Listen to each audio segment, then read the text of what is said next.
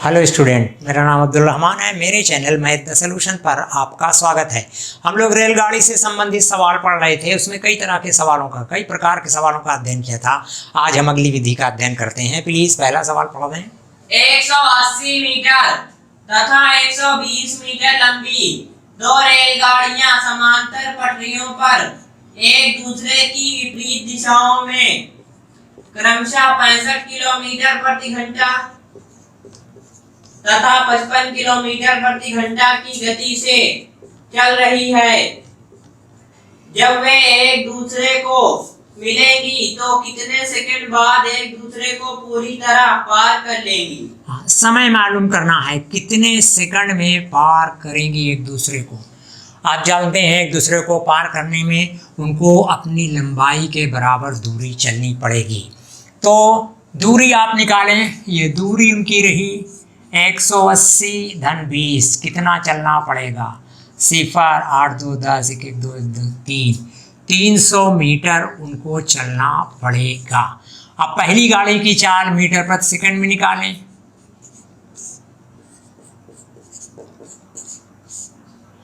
या सापेक्ष चाल आप सीधे निकाल लें। जब गाड़ियां एक दूसरे के विपरीत दिशा में चलती हैं, ध्यान दें, जब गाड़ियां एक दूसरे के विपरीत दिशा में चलती हैं तो दोनों की चाल जोड़ दें तो सापेक्ष चाल होती है वो।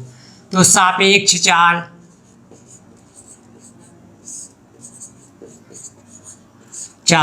देखिए 65 किलोमीटर धन 55 किलोमीटर गुणे 5/18 मीटर प्रति सेकंड चाल बनाने के लिए 5 5 10 और 6 1 7 5 12 120 गुणे 5/18 3 से 6 3 18 6 दूनी 12 और 20 पंजे 100/3 मीटर प्रति सेकंड ये सापेक्ष चाल रही।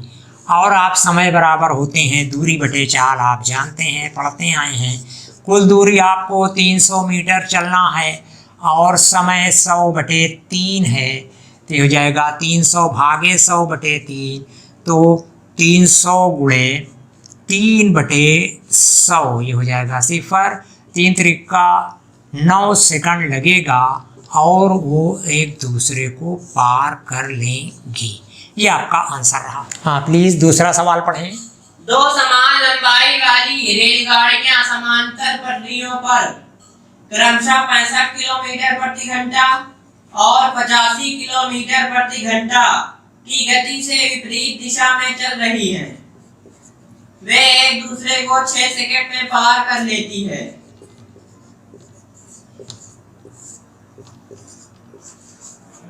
हाँ, प्रत्येक गाड़ी की लंबाई कितनी है? हाँ देखिए, प्रत्येक गाड़ी की लंबाई समान लंबाई की है। तो देखिए एक दूसरे के विपरीत दिशा में चल रही है। ये इधर जा रही है तो ये इधर आ रही है, तो सापेक्ष चाल जुड़ जाती है भाई। जब विपरीत दिशा में चलती रहती हैं तो सापेक्ष चाल दोनों की चालों को जोड़ देते हैं। तो सापेक्ष चाल यहाँ निकालते हैं मीटर प्रति सेकंड में। सापेक्ष चाल तो हो जाएगा 65 धन 85 गुणे 5/18 4 किलोमीटर प्रति घंटा में आप जानते हैं 5/18 से गुणा कर देते हैं तो वो चाल प्रति मीटर प्रति सेकंड हो जाती है। 5 5 10 8 14 15 और देखें 6 दूनी 12 30 6 पंजे 30 6 त्रिक 18 25 पंजे 125/3 मीटर प्रति सेकंड ये उनकी सापेक्ष चाल है। एक दूसरे को 6 सेकंड में पार करती हैं तो 6 सेकंड में चली गई दूरी इनकी दोनों की लंबाइयों के बराबर होगी भाई। दोनों एक दूसरे को पार करेंगी तो अपनी लंबाई के बराबर चलेंगी। तो चली दूरी 6 सेकंड में चली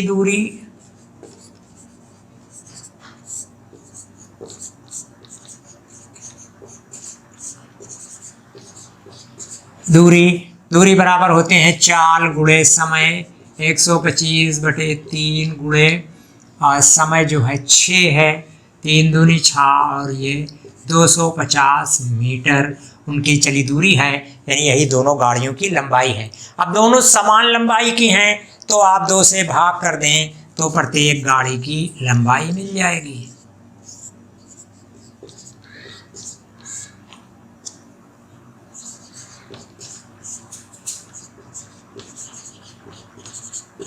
लंबाई 250 बटे 2 तो 125 मीटर ये प्रत्येक गाड़ी की लंबाई होगी। प्लीज तीसरा सवाल पढ़ें। 100 मीटर लंबी एक गाड़ी 50 किलोमीटर प्रति घंटा की चाल से चलते हुए विपरीत दिशा में आ रही 120 मीटर लंबी गाड़ी को 6 सेकंड में पार करती है। दूसरी गाड़ी की चाल बताइए। हाँ, 100 मीटर लंबी एक रेलगाड़ी 50 किलोमीटर प्रति घंटे की चाल से जा रही है और दूसरी तरफ से 120 मीटर लंबी एक रेलगाड़ी आ रही है। दोनों एक दूसरे को 6 सेकंड में पार कर लेती हैं। तो कह रहे हैं कि दूसरी गाड़ी की चाल कितनी है बताइए। तो दोनों के द्वारा ये चली गई दूरी उन दोनों की लंबाइयों के बराबर होती है। आप जानते हैं क्यों सापेक्ष एक दूसरे के पार करने में और दोनों अपनी लंबाई के बराबर चलती हैं। तो आप पहले पहली गाड़ी की चाल मीटर प्रति सेकंड निकालें।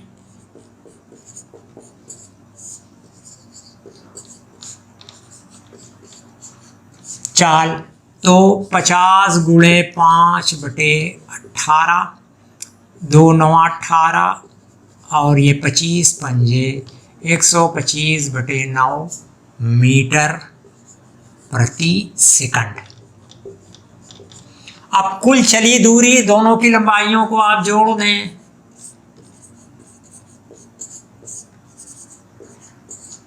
दूरी जो हो जाएगी वो 100 धन 120 बराबर 220 मीटर चली दूरी।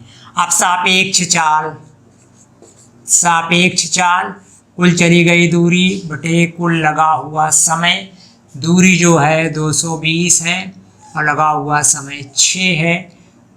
2 से 2 तिहाई 6 2 1 कम 2 2 कम 2 110 बटे 3 मीटर प्रति सेकंड ये सापेक्ष चाल है।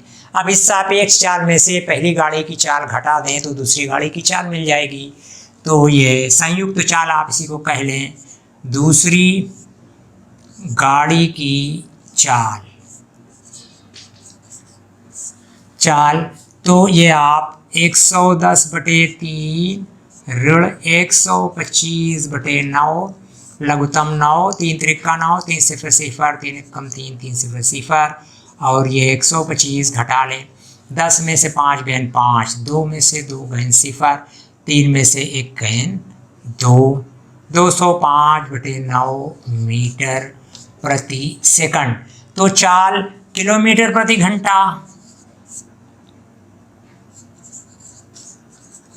किलोमीटर प्रति घंटा।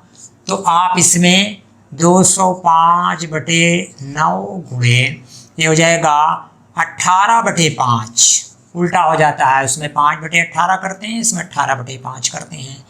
तो ये हो जाएगा 5 से 5 को 20 5 एकम 5 9 दूनी 18 और 41 दूनी 82 किलोमीटर प्रति घंटे की चाल से दूसरी गाड़ी चल रही है। ये आपका सवाल हुआ।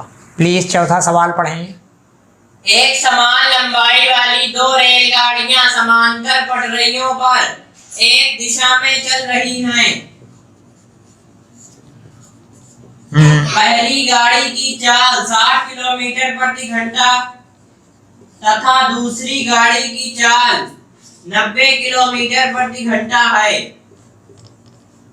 यदि दूसरी रेलगाड़ी पहली को 30 सेकंड में पूरी तरह पार कर लेती है तो प्रत्येक गाड़ी की लंबाई कितनी है? हाँ देखिए, इसमें एक ही दिशा में चल रही हैं। इधर को ये जा रही है, इधर को ये वाली भी जा रही है। ये 60 किलोमीटर प्रति घंटा, ये 90 किलोमीटर प्रति घंटा। तो यहाँ सापेक्ष चाल आप निकालेंगे तो तेज गाड़ी से धीमी गाड़ी की चाल को घटा दिया जाता है और जब विपरीत दिशा में चल रही हो तो सापेक्ष चाल दोनों को जोड़ दिया जाता है। इस सवाल में ये अंतर है।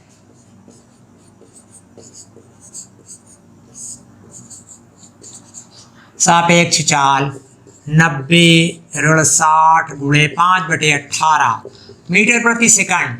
तो ये 30 गुणे 5 बटे 18 6 तिरिक 18 6 पंजे 30 5 पचम 25 बटे 3 मीटर प्रति सेकंड ये तेज़ गाड़ी की धीमी गाड़ी के सापेक्ष चाल हुई 5/3 मीटर प्रति सेकंड।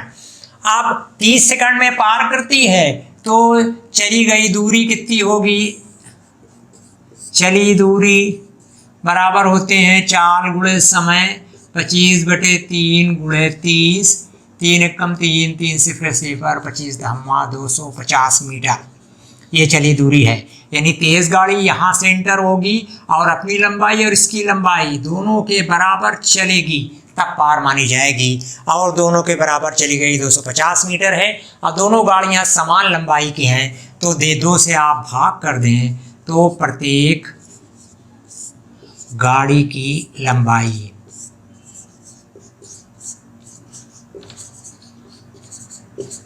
लंबाई 250/2, 2 एकम 2, 2 दूनी 4, 2 पंजे 10, 125 मीटर है प्रत्येक गाड़ी की लंबाई।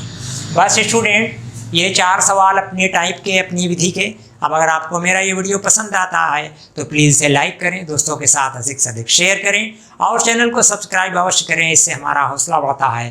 Thank you.